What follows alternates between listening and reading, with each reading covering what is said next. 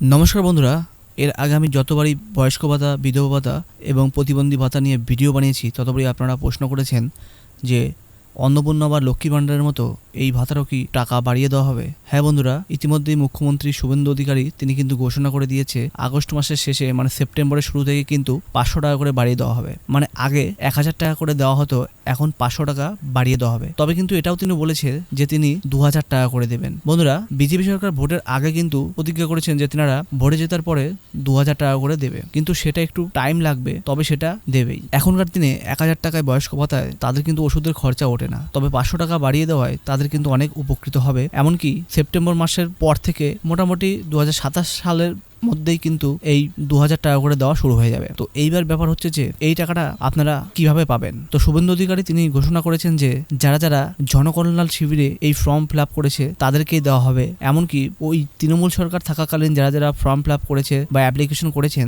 তাদের কিন্তু দেওয়া হবে না, শুধুমাত্র তাদেরই দেওয়া হবে যারা জনকল্যাণ শিবির থেকে এই ফর্মটা অ্যাপ্লাই করেছে তাদেরকে দেওয়া হবে। তো বন্ধুরা, আপনারা কারা কারা এই ব্যাপারে জানেন বা জানেন না অবশ্যই কিন্তু কমেন্টে জানাবেন। আর বিধবা ভাতা, বয়স্ক ভাতা, প্রতিবন্ধী ভাতা, এই ভাতা কিন্তু আপনারা যারা পাবেন তারা কিন্তু অবশ্যই এই ভিডিওটা শেয়ার করে দেবেন। এমনকি শুভেন্দু অধিকারী তিনি এটাও জানিয়েছেন যে জনকল্যাণ শিবির আবারও কিন্তু বসবে।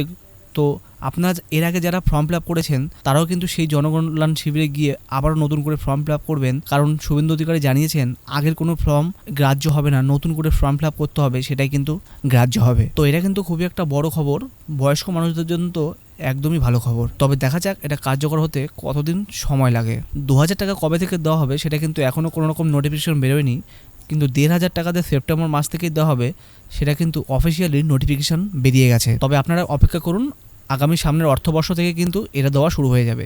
তো ভিডিওটি যদি ভালো লাগে অবশ্যই শেয়ার করবেন, লাইক করবেন, চ্যানেলে নতুন হলে চ্যানেলটিকে সাবস্ক্রাইব করে পাশে থাকবেন।